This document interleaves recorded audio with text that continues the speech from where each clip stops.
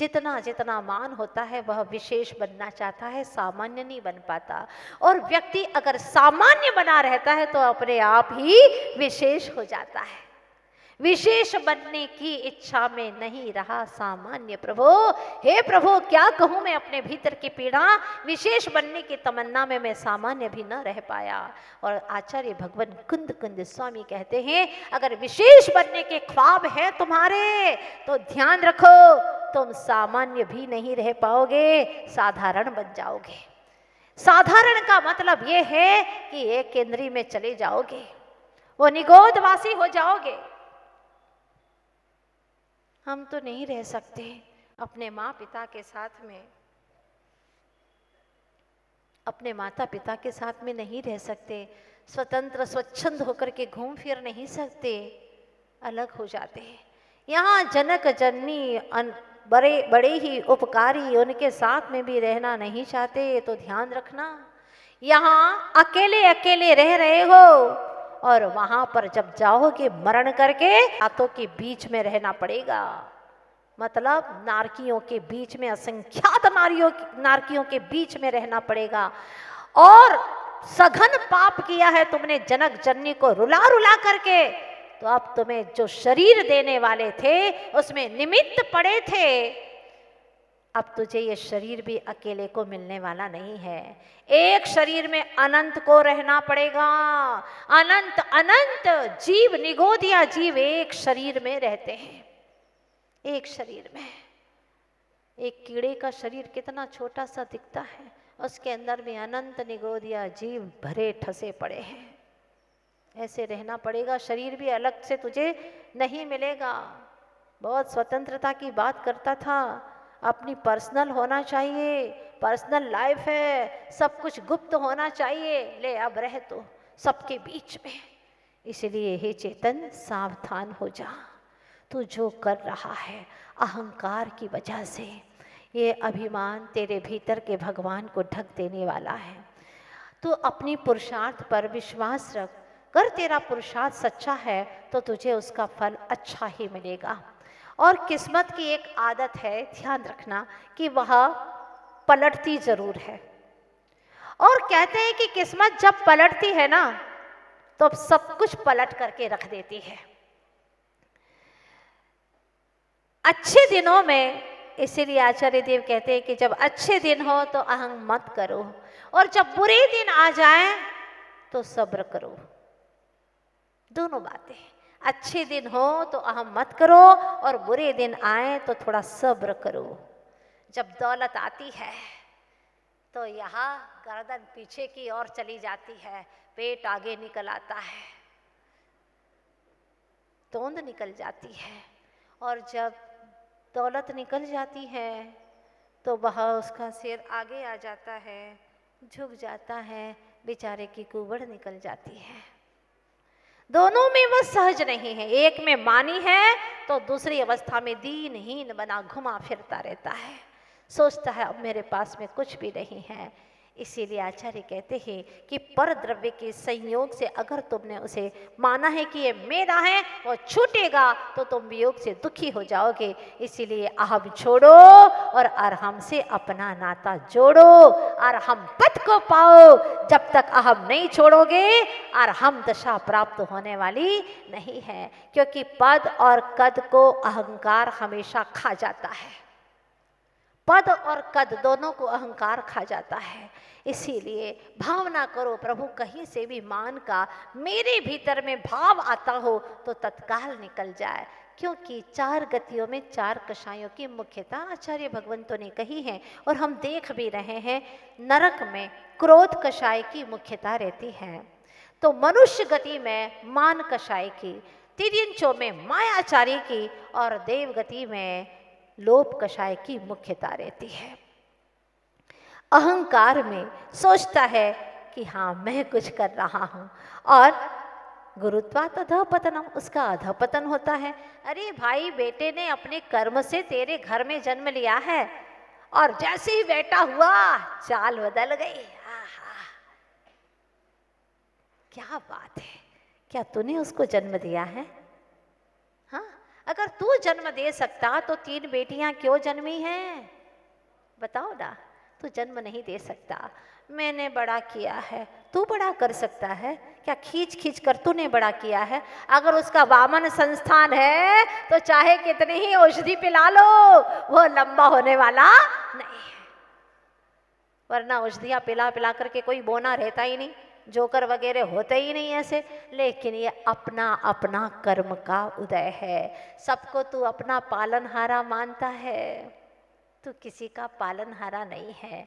इसीलिए तू जाननहारा बन, सिर्फ जाननहारा बन।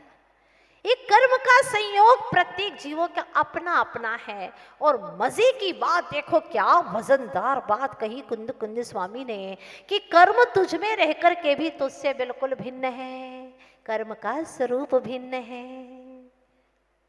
क्या बात कही है, तो भले मान ले इसे अपना।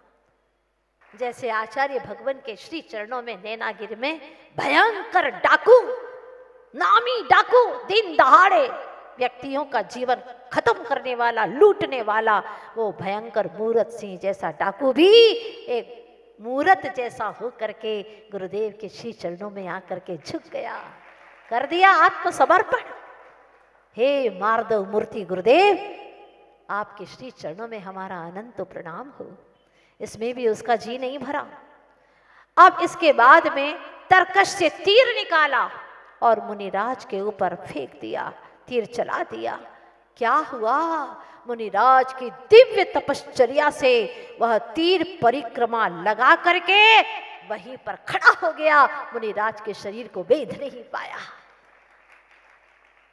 उनके वैराग्य का, उनकी समता का कवच था, वही ढाल थी। कोई ऊपर से ढाल नहीं ओढ़ी थी। शरीर के ऊपर एक तिल तुष मात्र भी परिग्रह नहीं था। वह अब आश्चर्य में पड़ गया। तीसरी बार उसने मुनिराज के गले में मरा हुआ सर्प डाल दिया।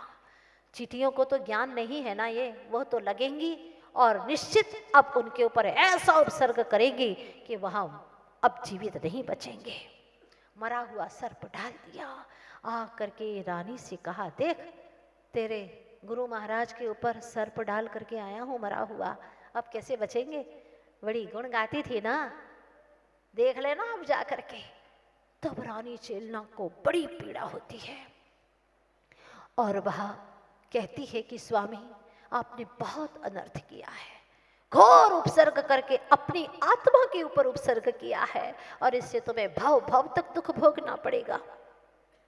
भव भव तक तुम्हें नरकों जैसी वेदना भोगनी पड़ेगी, बच नहीं पाओगे। पश्चाताप करो स्वामी, मेरे वैरागी वीतरागी गुरु हैं, वो कभी भी टस से मस नहीं हो सकते, प्राणांत हो जाएगा, लेकिन वो कभी भी धर्म को छोड़ने वाले नहीं है, वो अपना ध्यान का आसन नहीं छोड़ेंगे। अरे उनके भक्त ही अकलंक निकलंक जैसों ने अपने प्राण तज दिए, लेकिन जिन धर्म को नहीं छोड़ा। यह तन जाई तो जाए, मेरा जैन धर्म ना जाए। बालिकाओं सुनो, चाहे तन जाए तो जाए, लेकिन हमारा जैन धर्म छोड़ करके हम कहीं नहीं भागेंगे। चाहे कुछ भी हो जाए, गुरुदेव के चरणों में चले जाएंगे, लेकिन जैन धर्म को छोड़ करके, ये असली सत्य धर्म जो हमें अनंत भवों के पुरुषार्थ से मिला है, उसे छोड़ करके हम जाने वाले नहीं हैं। धन्य है वे। और जब मरा हुआ सर्प भी डाल दिया, शांत भाव से विराजमान रहे, अपने ही ध्यान में लीन रहे और ज्ञान की गुफा में विराजमान हो गए। आचार्य भगवान गुरुवर श्री विद्यासागर जी महाराज हमेशा कहते हैं कि कोई विरोध करे तो उन्हें जवाब नहीं देना, क्योंकि वक्त उन्हें स्वयं जवाब देने वाला है। ये निश्चित बात है, कर्म उन्हें जवाब देंगे। हम क्यों दें? हम कर्म का कार्य क्यों करें? जो कार्य कर्म अचेतन कर सकता है, तो चेतन होकर के ये कर्म क्यों कर रहा है? क्यों अपनी शक्ति का बिगाड़ कर रहा है? इसलिए तू मत कर, कर्म स्वयं उसे अगर बुरा किया है तो कर्म उसे जरूर जवाब देगा। अहंकार से भर करके वह जब पत्नी से कहता है, मेरे स्वामी ऐसे नहीं हो सकते, मेरे स्वामी, मेरे प्रभु, मेरे गुरु, वो वहां से जा नहीं सकते। अरे कब के भग गए होंगे सांप फेंक करके, देखना नहीं, वो नहीं जा सकते। और जा करके देखा, रात भर में मुनिराज के शरीर के ऊपर असंख्य चींटियां आकर के मंडरा रही थी, लेकिन चेहरे पर वही शांत भाव, वही सौम्यता। सर्प को दूर कराया, चींटियों को नीचे निकाला। इसके बाद में नीचे शक्कर डाल दी, चींटियां नीचे निकलने लगी। जब मुनिराज को देखा, मुनिराज ने ध्यान मुद्रा छोड़ी पूर्ण होने के बाद में, और जब नमोस्तु किया, तब पत्नी ने रो रो करके कहा, स्वामी आपने तो नरक का ही बंद कर लिया। निर्दोष साधु के ऊपर संत सतावे तीनों जावे, तेज बल और वंश ऐसे ऐसे कई गए जैसे कौरव रावण कंस कई गए। और स्वामी आपने क्या किया? तब वह बार बार सोचता है कि कहीं सच में मेरा नरकगामी का, मैंने कहीं नरक आयु का बंध तो नहीं कर लिया। मुनिराज के चरणों में प्रणाम करता है, पर मुनिराज को कोई भेद नहीं था। रानी चेलना में और राजा श्रेणिक में कोई भेद नहीं किया। धन्य है जिन्होंने समता से शत्रुता में भी वही परमात्मा दशा का दर्शन किया। और वह जानते थे, वह ज्ञानी महामुनीश्वर, कि यह जीव निकट भव्य जीव है। इतना बड़ा पाप किया है तो पश्चाताप करके वह भगवान भी बन सकता है। ये तो मेरे कर्म का उदय था, अच्छे से आशीर्वाद दिया। आप लोग ये मत सोचना कि हम भी बड़े से बड़े पाप कर लें और फिर इसके बाद में एक न एक दिन तो धोना ही है, धुल जाएंगे पाप। ऐसा नहीं होता। वो राजा श्रेणिक था, वह प्रथम तीर्थंकर का, आगामी प्रथम तीर्थंकर का जीव था। अगर तुमने थोड़ा सा भी मद किया ना, इसका फल बहुत खतरनाक होगा। ये बात ध्यान रखना, क्योंकि धोने के लिए आपके पास में कोई भेद ज्ञान की साबुन नहीं है। इसलिए छोटे से छोटे पाप को करने में भी सोचना, विचार करना कि ये पाप किया है। यही छोटा सा पाप बहुत बड़ा रूप धारण कर सकता है, क्योंकि कषायों की तीव्रता है। 8 प्रकार के मत बताए हैं रत्न कर्ण श्रावकाचार में। ज्ञानम पूजा कुलम जाति बलम वृद्धि तपो वपुः अष्टावाशित्व मानित्वम स्वयं माहुर्गतस्मयाः। जो इन 8 मदों से रहित हो जाता है, वही सम्यक दर्शन को प्राप्त कर सकता है।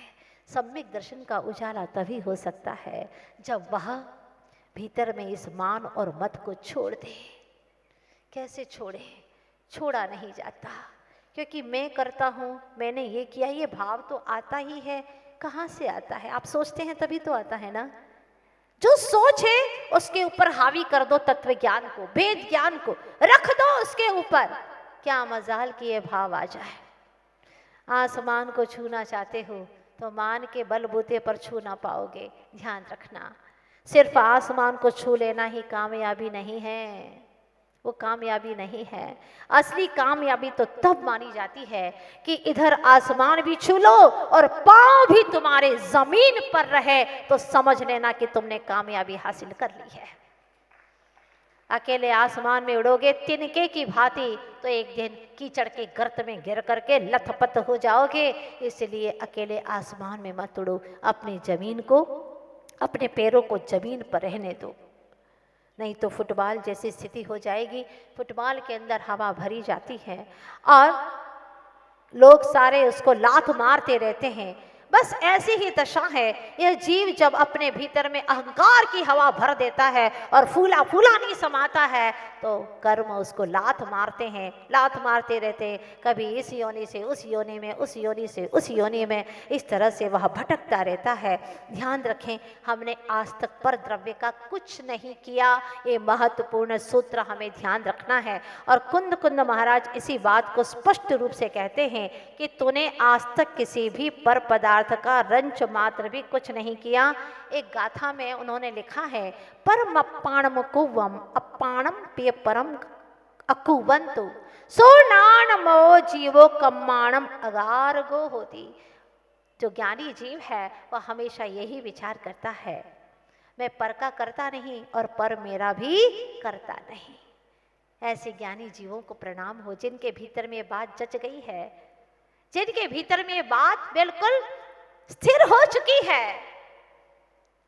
और जो स्थिर कर देता है वही विनयमान होता है, वही नम्र होता है। क्योंकि जब मैं कुछ कर ही नहीं सकता, आपने ये किया वो किया, आपने बहुत अच्छा किया, भैया हम कुछ नहीं कर रहे हैं, कोई कुछ नहीं कर सकता किसी के लिए। आप सब आते हैं तो अपने अपने पुण्य भाव से आते हैं। बोलो सच बात है कि नहीं? अगर कोई एक बुला सकता तो सारे ही पूरे नगर को बुला लेता, क्यों नहीं बुला पाया? क्योंकि उन जीवों का पुण्य ही नहीं है, वो नहीं आ पाए। आपने अपने पुण्य भाव को जोर दिया, उद्घाटित किया, अपना पुरुषार्थ किया, तो आज यहां तक आ गए। फिर आगे कहते हैं जदिसो प्रदवाणी करीचनी मेण तम मोहज। क्या बात कहते, अगर तूने मकान बनाया है, अगर तूने रोटी बनाई है, ये बनाया मैंने वो बनाया, अगर ये सोच रहा है तो फिर तो उसमें तन्मय हो जाना चाहिए, उस रूप हो जाना चाहिए। जैसे कि माटी ने घड़ा बनाया तो माटी घट रूप हो गई ना, वैसे तू भी उस रूप हो जाना चाहिए, मकान रूप हो जाना चाहिए, तमोहज उस रूप हो जाना चाहिए। इससे स्पष्ट है। आगे जाकर के कहते हैं कुंद कुंद महाराज, जीवो न करे दिघड़म ने पड़म ने वशेष गे दब्बे। जीव न घट बनाता है, ना पट बनाता है, कुछ नहीं करता, कर भी नहीं सकता, वो तो मात्र भाव का करता है।